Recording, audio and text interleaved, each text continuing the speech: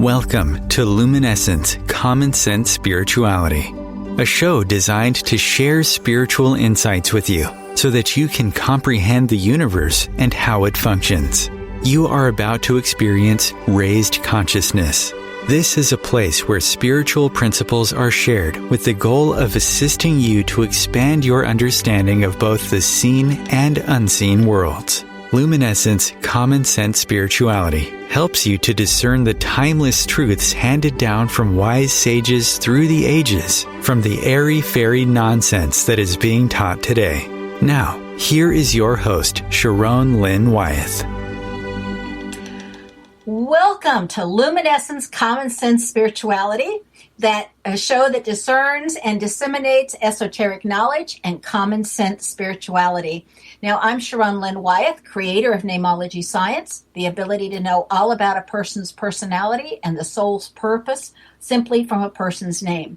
Now, the beautiful inspirational song you were just listening to is called Shine, and it's by Dee Lamore, and you can hear more of her music by going to www.dlemore.com. And that's also available on all streaming platforms, and you'll get to hear the whole song at the end of the program. Now, our topic tonight is the Age of Aquarius. As of December 21st, 2020, we left the Piscean Age and moved into the Aquarian Age. So in actuality, we're still on the cusp. So what does that mean? What is typical of the Piscean Age, and what are we leaving behind versus what's typical in the Age of Aquarius, and what are we moving into? Now, Atlantis sank the last time this transition took place. So what can we expect as we're on the cusp? We'll also need to experience the Earth changes that Aquarius or Atlanta experienced. Is that all going to come about? So that's our topic tonight, and our special guest today is Sandy Anastasi. Now, Sandy has been a professional psychic and astrologer since 1979. She holds a BS degree from Adelphi University and has teaching certifications in several fields.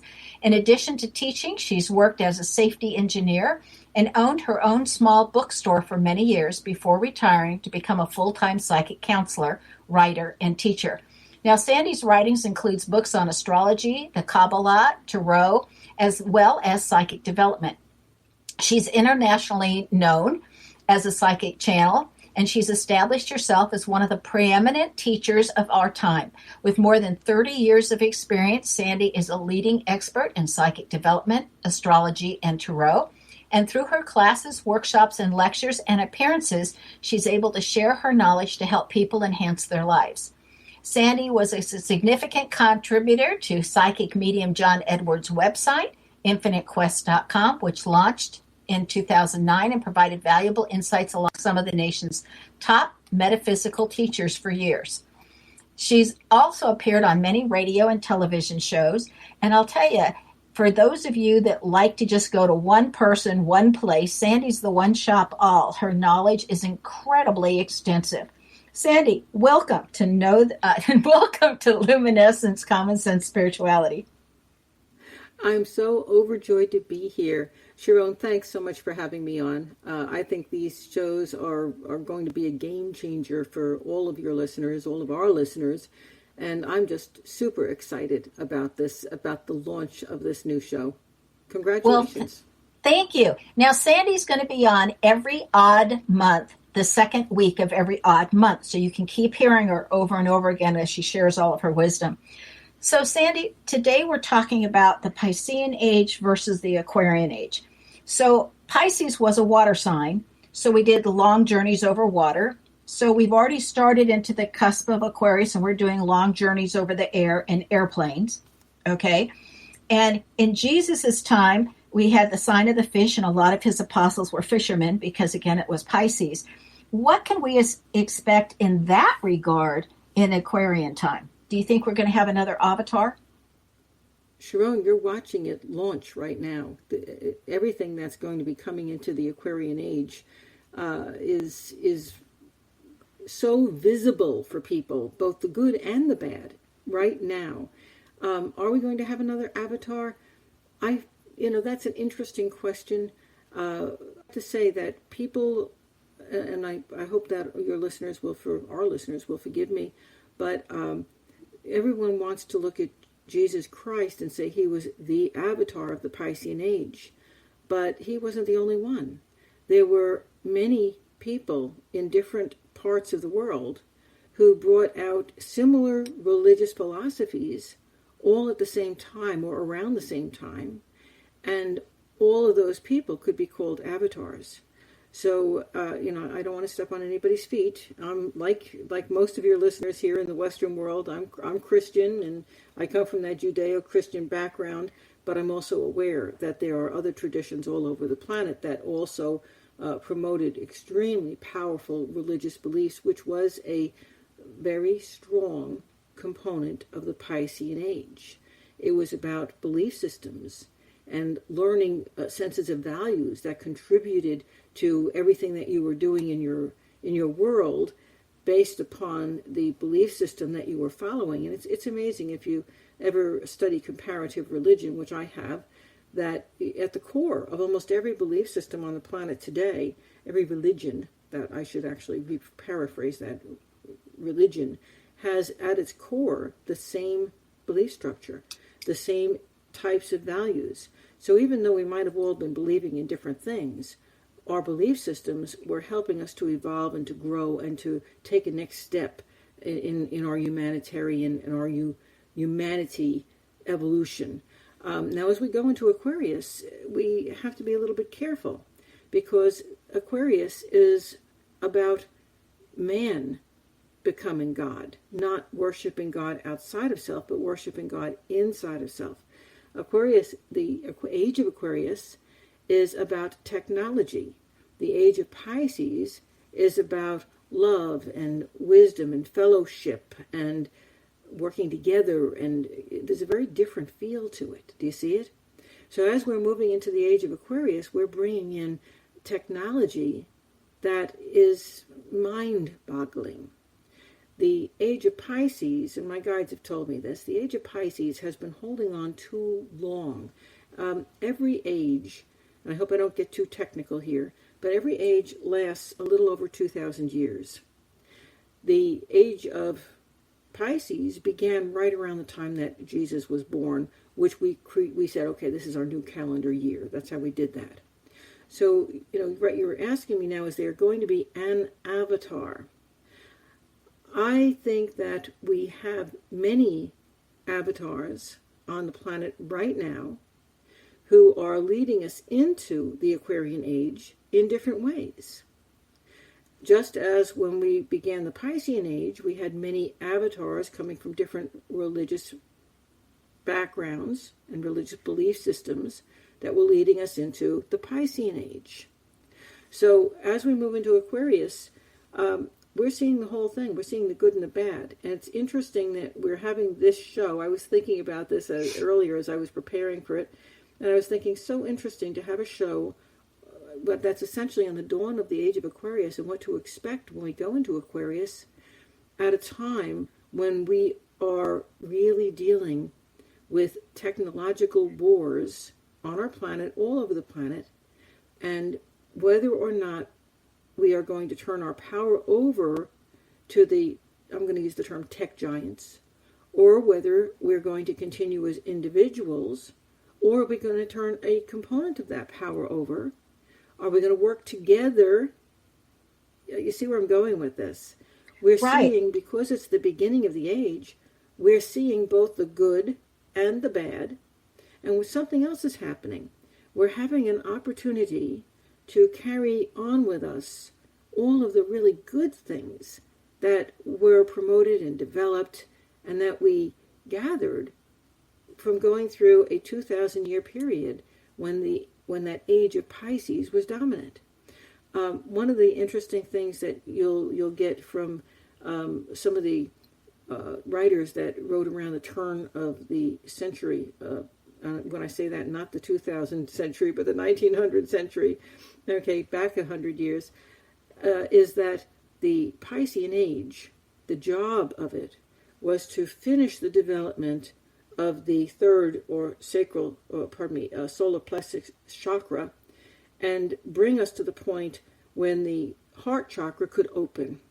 So as we're moving into the Aquarian Age, we're moving into it with the potential for opening the heart chakra of unconditional and universal love, which must be opened in order for the Aquarian Age and all of its technology that's going to lead us into a world in the future that right now we probably can't even conceive of.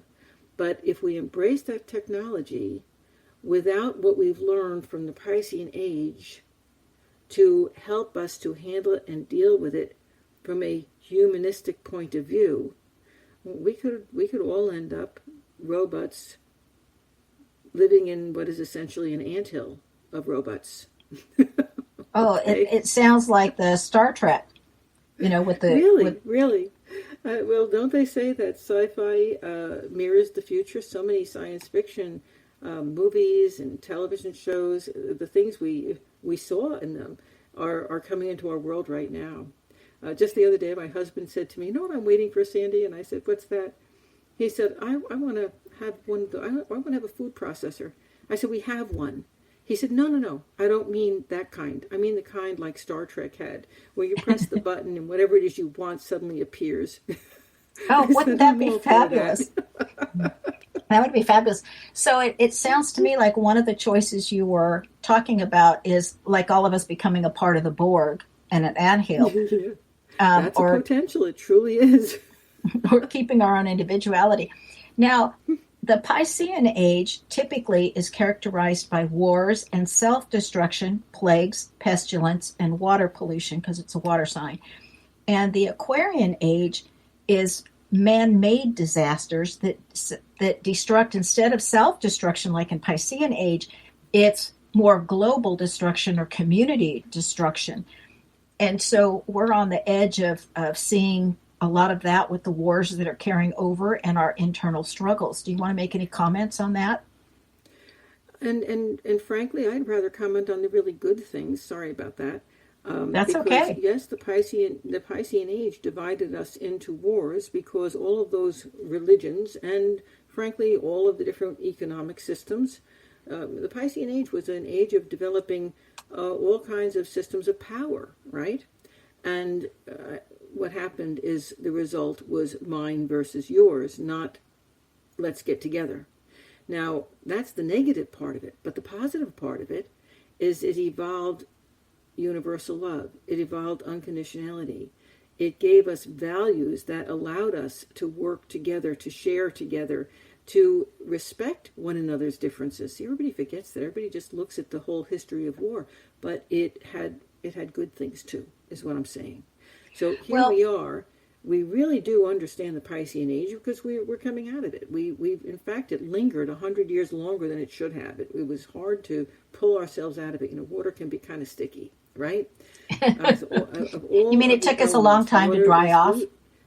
Yes, it's the element that's the hardest to disengage from because it is that slippery little element. But here we go into the Aquarian Age, and just as the Piscean Age had good factors and bad factors, the Aquarian Age will too. And it's interesting to me that right here at the beginning of the Aquarian Age, we are seeing both the good and the bad. For about the last, maybe 50 or 60 years, maybe even longer, we have been enjoying the advent of the Aquarian Age. That began all the way back when television and radio came in. And airplanes. The printing press way back when was the Aquarian Age bleeding into the Piscean Age to pull it forward, you see? All technology, all of it has to do with the Aquarian Age, not the Piscean Age, okay? So as we move into the Aquarian Age, we're seeing all these wonderful technological developments that already none of us can live without. Look what's happening when some of us have had our Facebook and our Twitter accounts blocked, and we're like, oh my God, how can I talk to anybody?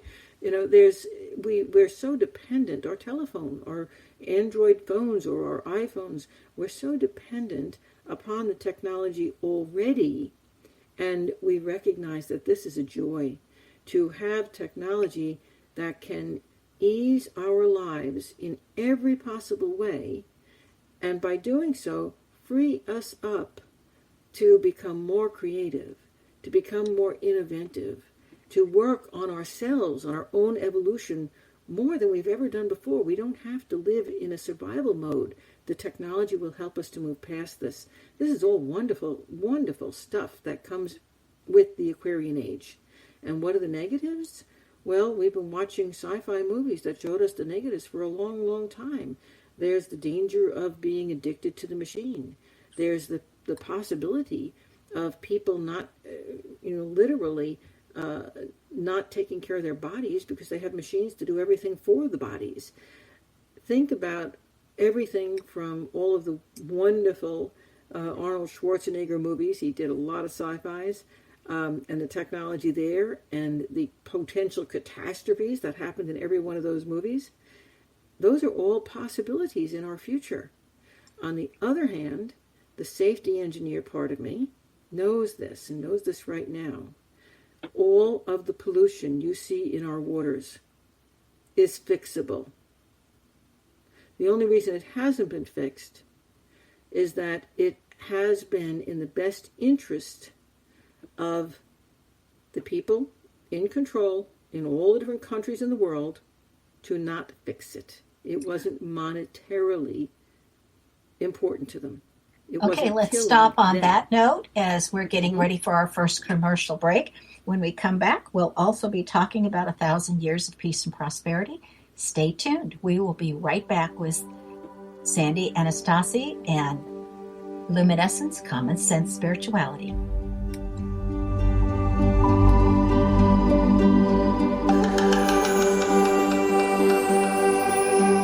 Your conscious connection to a more mindful world. OMTimes Radio, IOM-FM. OMTimes Magazine is one of the leading online content providers of positivity, wellness, and personal empowerment. A philanthropic organization, their net proceeds are funneled to support worldwide charity initiatives via Humanity Healing International. Through their commitment to creating community and providing conscious content, they aspire to uplift humanity on a global scale. OMTimes, co-creating a more conscious lifestyle. I'm Kathy Williams, host of Sexy Mom Abundant Life radio show on Thursdays at 5 p.m. Eastern, 2 p.m. Pacific. On the show, we explore living abundantly in every area of your life. Ways to let go of limiting patterns and beliefs and to step into the flow of creativity and possibility, knowing you are supported by the universe.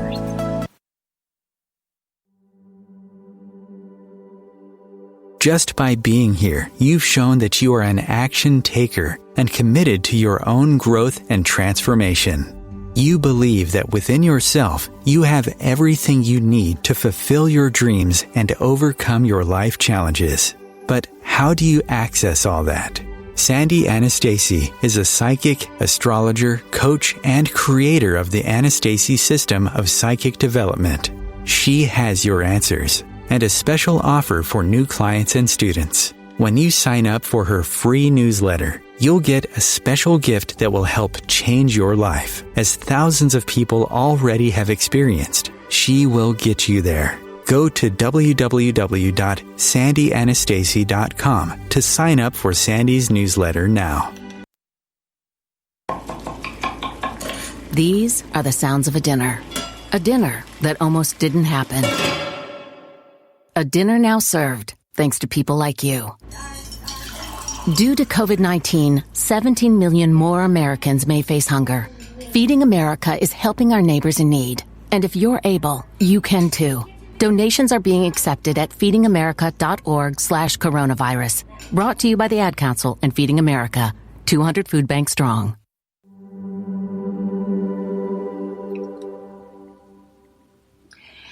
Welcome back to Luminescence, Common Sense Spirituality. I'm your host, Sharon Lynn Wyeth, and I am so pleased to have Sandy Anastasi with us today. Sandy, would you please spell your name for us so everybody can write it down to find your website correctly? Well, my last name is Anastasi, and my first name is Sandy with a Y. So my website is www.sandyanastasi.com. Thank you. Appreciate that. So as we're moving into this Aquarian age and as we're going closer to it, we're also getting closer to what the Jewish faith has said, that it was been promised 1,000 years of peace and prosperity at their year of 6,000. And we're now getting closer to that. We're only a little over 200 years away from that, not that much. And so I always say that doesn't happen overnight. It's got to start sooner so that people get used to and go in that direction more and more, and people get better at being peaceful. Do you think it's still that far away as 2,000 years, or do you see the ushering in of that coming like now that we're in this transition time period? Sharon, I think that's very, very soon. I think that we are on the precipice of achieving that peace. I think it's going to be one of the hallmarks of the Aquarian Age. Again, we're at the very beginning of these times, and so I think we've got different approaches. Some people see us achieving that peace through homogenizing everybody, make us all the same. Other people see achieving that peace through brokering deals and like-minded programs between different peoples. So either way, and I'm sure there are many, many more ways of handling and bringing that peace about that I'm not even mentioning, but it's already underway is what I'm saying. I see us moving into a peaceful future. So do my guides. My guides say that starting in and around 2025, we will enter into a 2,000-year period of peace and prosperity. That's incredible, because that's right around the corner. That means a lot of work gets to be done between now and then. It sure does. But that's what they predict. But I think people are ready for it. I think they're more than ready for it. I know I am. Yes. And how we can all start is being peaceful with our neighbors and with our family. I think those are sometimes the biggest challenges. True. Something else I would like to share that my guides have told me in the past, many times as a matter of fact. They said that one of the reasons that the 20th century and the beginning of the 21st century have been so tumultuous and were so filled with war and strife and all kinds of difficulties, great advances as well, but one of the reasons for that turmoil is because of the transition from the one age to the next. Relative to the energies that a water sign produces versus an air sign produces, they're very, very different. That water sign has I was kidding before when I said it's a slippery energy, but that is one of the ways of looking at it. Water is very, very fluid. Air is super, super light. Those two elements don't get along very well. They're two incredibly different. When you try to combine them suddenly, think about this, if you fill a glass of water and then you put a straw in it and you blow into it, what do you get? Bubbles. Okay? So essentially that description is exactly what's happened as we've moved from the energy of the Piscean Age into the energy of the Aquarian Age. So we've gone through about maybe 100 to 150 year transition, because that transition started probably just before World War I and is only coming to completion now. So we're still in that transition. We are just about done with it. By 2025, we will be done with it. And that's when that time of peace and prosperity will come about, because we'll no longer be experiencing the turmoil of the transition. That's exciting. We're already starting to see that, because so many of the millennials are literally minimalists. They're lightening up their belongings. They want to be able to move quickly and move without a bunch of stuff.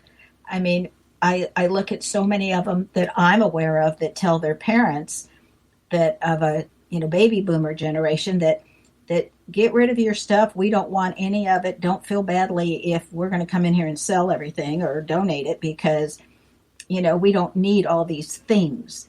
Are you seeing that also in your practice? Yes and no. Yes and no. I think I guess what I want to say is that the minimalist character, it spans many generations. It's not just the millennials.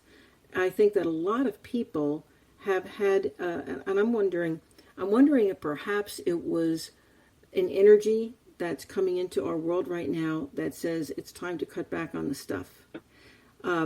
If you think about spending more and more and more time in the network world, the computer world, which more and more people are doing, that doesn't require anything more than an iPad or an iPhone or a computer.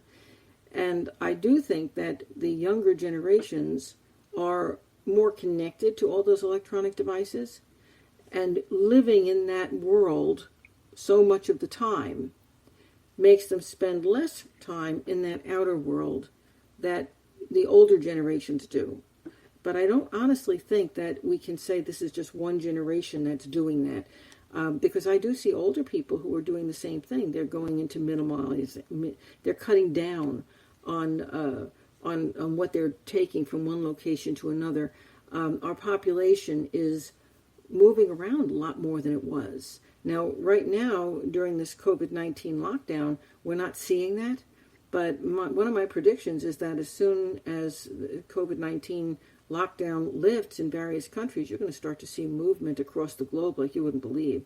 I think it's going to be an explosion of movement, which is another reason why if people are, I call it psyching in on what's coming, they're looking at, what do I want more stuff for? Right, because I would just have to move it or pay to move it, or pay to store it. I have heard that where the area that we're going into will look more like the Roaring 20s than what we have right now. Do you see that also, or something different? I'm asking my guides about that, because I could see that. Well, I would say yeah, but not with the whole prohibition thing and the cops and robbers stuff. I don't really see that. Okay, I see it.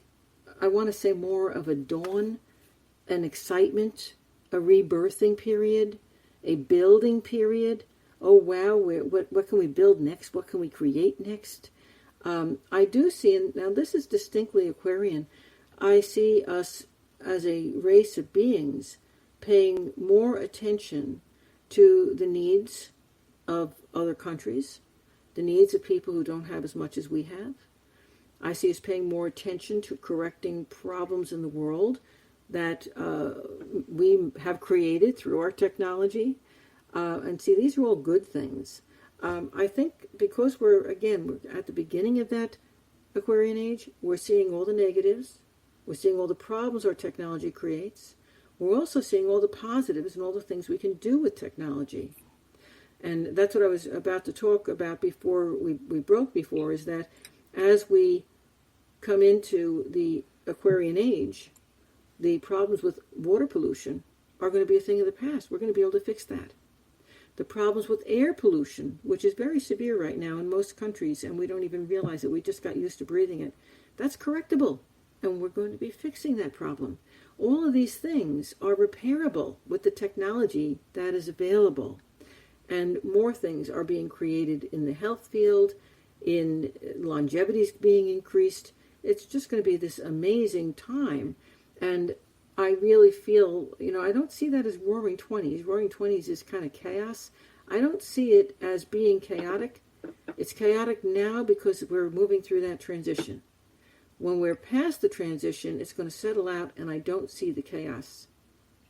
I think that part's wonderful. I look at the Roaring 20s and I think about all the clubs and all the partying and all the socialization.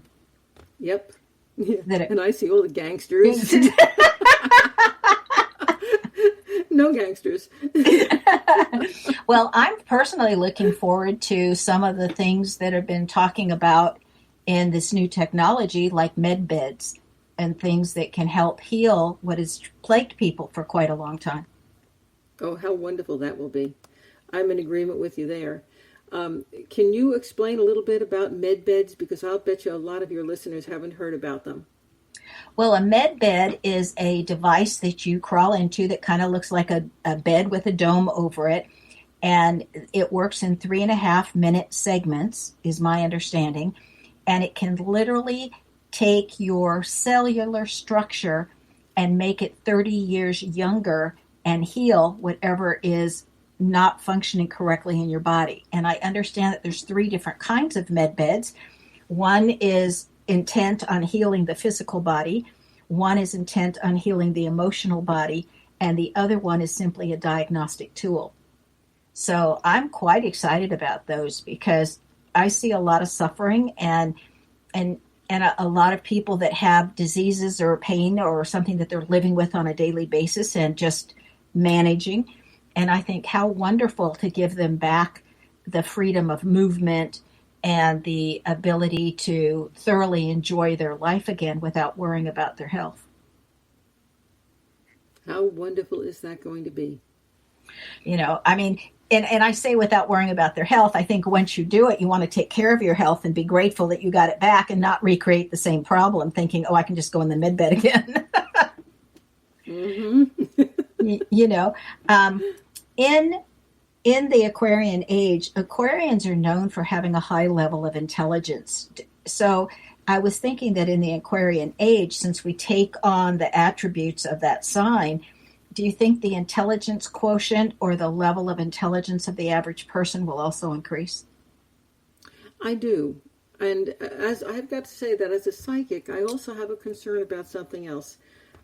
One of the things I've been charged with is to help people to embrace their whole brain, which is encompassing and opening all of their psychic senses and expanding that ability to encompass that part of your energy which doesn't even exist within your physical body and awaken those psychic senses. So things, when those psychic senses are awakened, things that the average human is simply not capable of thinking about or connecting with are simply not available. But when those senses are all open, you get genius quality. You know, you get people who can think outside the box and invent things and create things that are not possible to think about if you're limited to the normal function of the brain. Now, all that is good and wonderful. My concern is that I see as part of the Aquarian Age a need or a desire by science to duplicate those human abilities with technology, and by doing so, speed it beyond what it's supposed to be. I don't know if that made sense to you. The thing is that technology has an ability to mimic what we are evolving into. And I see that going forward into the distant future. Okay, I see that as a problem because I can see us evolving the cyborg type of a person and the super aware awakened type of a person. And guess what? If there's going to be a future battle between races in our world, it won't be based on color or religion or sex. It's going to be based upon that. How are you using the technology, or are you accomplishing these things without embedded technology? That's going to be very interesting to see. I hope we're able to keep our AIs where they can help to minimize what we're doing to save us time, but not to take over us. And Exactly. Yet I'm sure there's some that would like that added enhancement. My concern would be once you put it in, how do you get it out if you change your mind? And I do absolutely believe, I'm not going to offer any proofs, but I do believe, this is a personal belief, that we already have technologically enhanced human beings on the planet right now. So this is not all that far off. We're talking about within the next 100 years that difference can happen. So obviously, rules, laws, guidelines are going to have to be set up, and we're going to have a very powerful set of guidelines that guides our values relative to humanity. And I think right now this is it's very confused. It's confusing. I think it's part of the reason that we're having so many conflicts right now on our planet with people who look forward at this new technology that's coming in, and some of them want to lock it down, and some of them want to expand it, and some of them want to take advantage of it. And we have to have this because it's by going through this current difficulty that we're going to establish the future guidelines that will allow us to remain a healthy society.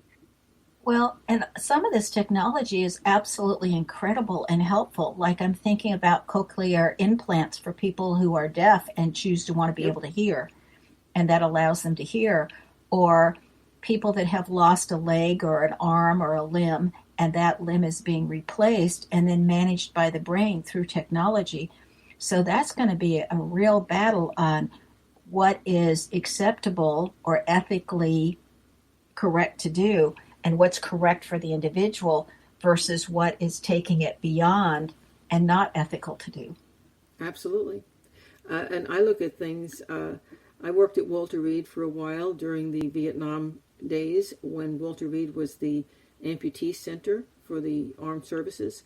I met with many, many, many men who had lost different parts of their body and would have paid anything, done anything to be able to utilize technology which is becoming available today, when you can hook the prosthetic device into the nerves in the part of the body that was amputated, and now you can activate that arm or that leg with a thought. Just incredible. Wow. We are at our second break, and after our break, if you want to call in with your question on the Piscean Age or the Aquarian Age, you can by dialing 202-570-7057.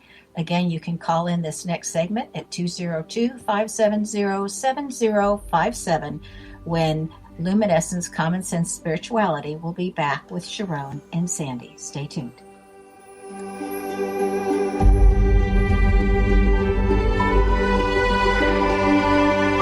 A conscious lifestyle for a mindful life. OMTimes Radio. IOM FM. Host your show on IOM FM, the radio network of OMTimes Media, one of the more recognized brand names in the conscious community, and is backed by the extensive marketing reach of OMTimes. Hosting a show on IOM FM immediately connects you with our extensive dedicated community. Hello, I'm Sandy Sedgbeer, host of OMTimes Magazine's flagship radio show, What is Going On? My passion is sifting through information, research, and innovations from new thought teachers, speakers, and researchers, pushing back the boundaries of what we know about life, energy, metaphysics, and the universe. I love shifting perceptions about who we are, why we're here, and how quickly impossible becomes normal when we open our minds, expand our awareness, and accept that the only limits that exist are those we place upon ourselves. So if you're the kind of forward-thinking, eager investigator of what lies beyond the current reality that most perceive, why not make a date to come play with me in the field of possibilities at 4 p.m. Pacific Time, 7 p.m. Eastern Time every Thursday, and together we can discover what's really going on. Mark Twain said the two most important days in your life are the day you were born and the day you find out why. The why is hidden in your name. Sharon Lynn Wyeth has created a scientific way of deciphering your name to reveal your contract for this lifetime. And your name even specifies the 7 areas that are subsets of your soul's overall goal. Your name identifies who you are to both yourself and others. What does your name say about you? Contact Sharon Lynn Wyeth at info@knowthename.com for your stunning name review. The United States has the highest rate of incarceration in the world. At the Equal Justice Initiative, we believe mass incarceration has to end. There is this presumption of dangerousness and guilt that gets assigned to Black and brown people. We have to confront our history of racial injustice and commit to a new era of truth. There's something better waiting for us, something that feels more like freedom. Truth can inspire change. Please learn more at EJI.org.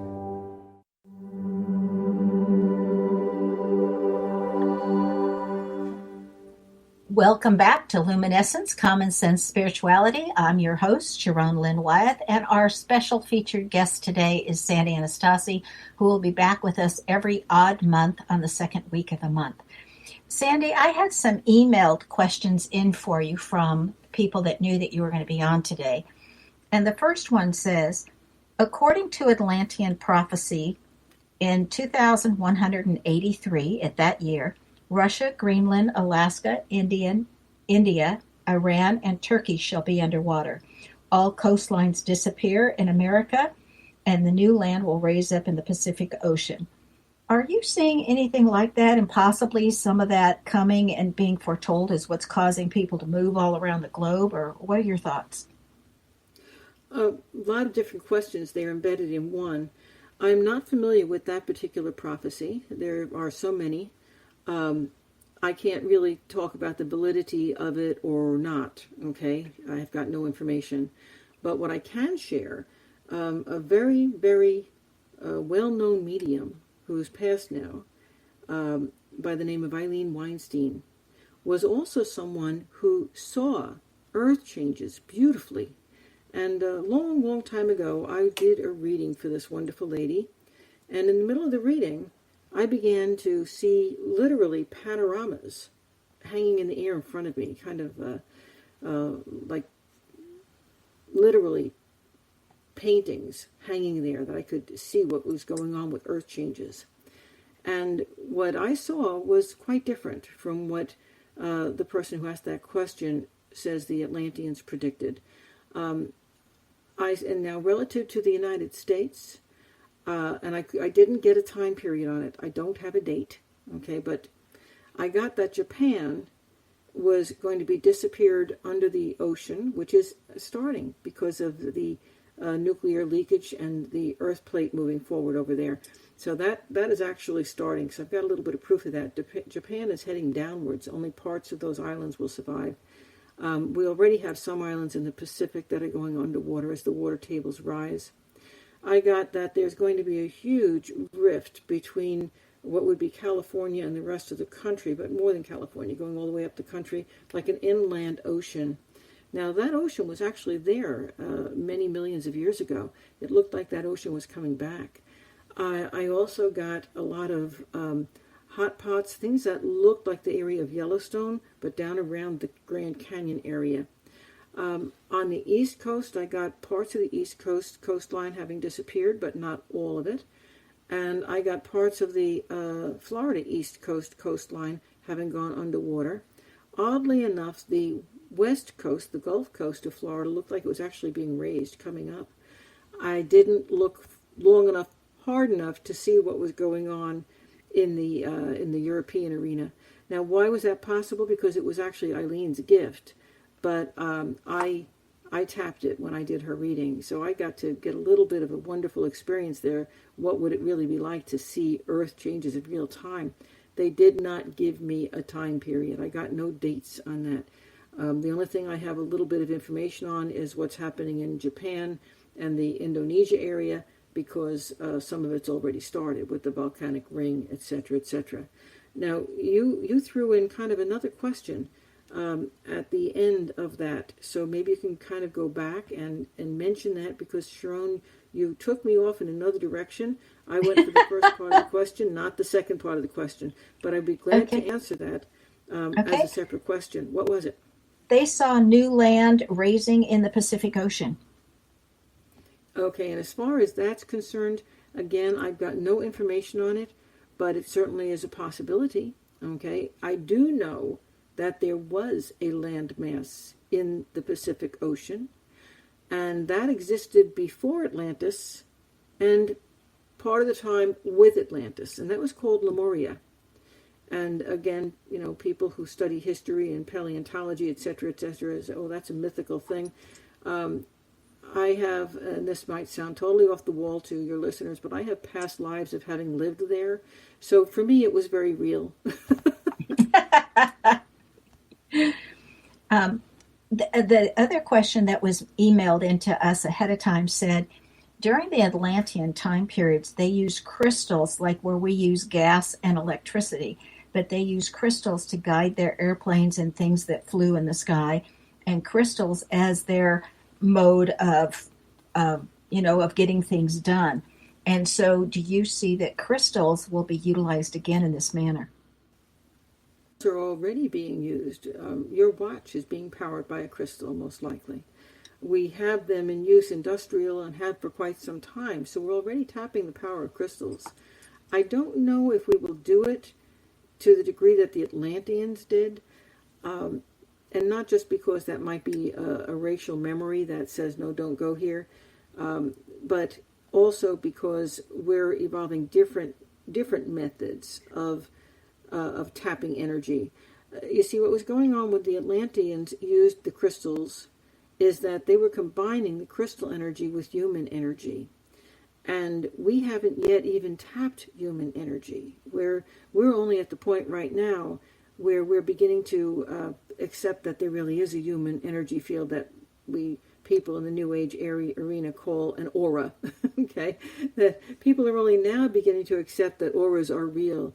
In the days of Atlantis, every single human being had a sentient ability to feel and see that energy and manipulate it and work with it. And they could extend that energy out far beyond their own energy field. And they could utilize that energy to activate an aura, to activate a crystal, and to use the crystal to store the energy. So how do I know this? Because that was another one of my past lives. Sorry, you guys, you were not really intending for Sandy to talk about past lives in this session, I know that. But the questions lead me there because of the connection to Atlantis. So will we use crystals? We already are. We're using them industrially. We're using them technologically. I don't know that we will use them the way the Atlanteans did unless we go that extra mile to learn how to tap other energy sources that can be fed into the crystals and utilize them literally as a battery that can direct the energy. Now, my understanding is from a friend of mine who recently passed, Lucy Destin, that did psychic surgeries. She used crystals to do that with. Mm-hmm. And I know many a person that healed because of her abilities of how to utilize those crystals. So I know that's another aspect. Something else I had heard about crystals. Crystals are amazing. Crystals are absolutely amazing. I highly recommend that people learn about them. There are some wonderful sources out there, great books. They're important.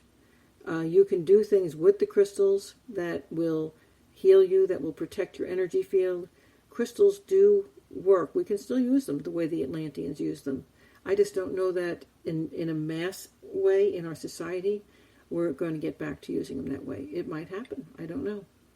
I read in Can It Happen Again that crystals literally could pick up whatever was going around them, and if we knew how to read the lines and the marks in the crystals, we would be able to read everything that crystal has witnessed.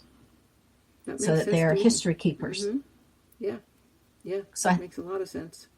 Sandy, tell us again about your website and how to reach it and all the wonderful things you have on that. That is the best website ever for offering classes and your special event every month. Would you talk to us about that, please? The website, again, if your listeners want to go and check it out, it's at www.sandy.com. I have so much on that website, Sharon. I have a newsletter that's free. It comes out monthly, so everybody can sign up for that. I have a psychic development class that's advertised on my website right now that's just beginning. It begins on the 27th of the month. It's the only time of the year I teach my psychic development series that lasts for 5 months. I teach that series once a year. And so if you're interested in really developing your psychic abilities from the ground up in a wonderful way that is fun and teaches you to protect yourself at the same time, now's the time to join that. You can find out how to do that on my website. I teach only a couple of different classes live a year. The other one I teach is the Kabbala. I teach Kabbala pathworking, and that's during the summer months. Again, when that launches, it'll be on my website. But in addition to that, I have a membership area that has more than 100 classes that are on audio that I have taught over the years. They're absolutely wonderful, and I meet with my membership on a monthly basis so we can talk about just about anything, every question that you have in your classes that you're taking. And that membership's very, very inexpensive. So that's probably the most inexpensive way to get an education in metaphysics that's available right now, is to go to my website and join that membership program. I also have a lot of signature classes that are on video. Some people like to learn through MP4s that are downloadable. When you study those classes, you get your own library. You have it for life. The program walks you through the learning. Those programs are things like tarot reading. I have one that's on psychic protection. It's a program that drips out to you on a daily and weekly basis, teaches you different protective techniques. I have, at least 4 or 5 other programs that are also teaching you specific things that you can learn to develop yourself. So it's a great website to go to just to check it out and see if it's going to be for you. If you are interested in studying metaphysics, studying astrology, tarot, numerology, psychic healing, dreams, just you name it, it's on there. It's a phenomenal thing for the lowest cost ever. I mean, you can just go and get lost in there for hours every day. It's just a fascinating place of learning. So, Sandy, I want to thank you for being with us today. And again, her website is her name at Sandy Anastasi and .com. And we will have her back in exactly 2 months. And I would like to end this show today with this wonderful song called Shine by Dee L'Amour. And again, her website is DLEMOR.com. And thank you for staying with us and looking forward to having you back with us again. This is Sharon Lynn Wyeth signing off.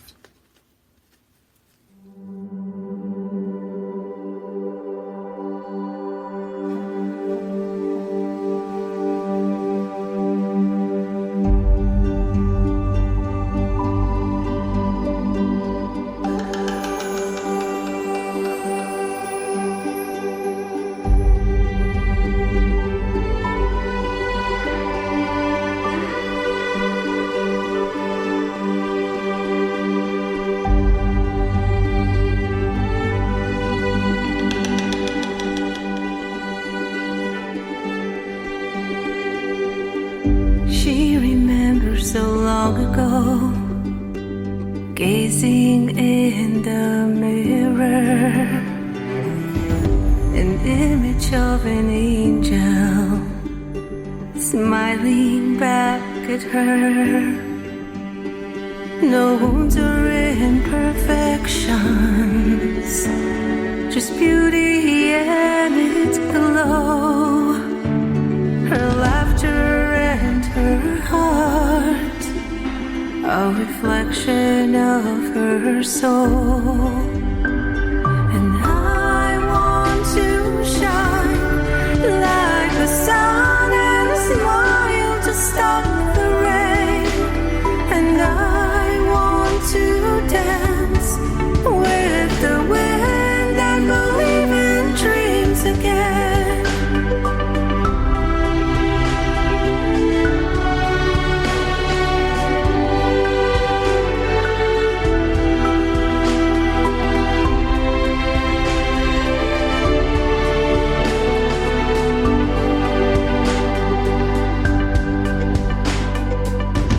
When the paintbrush of light stroke the canvas of her,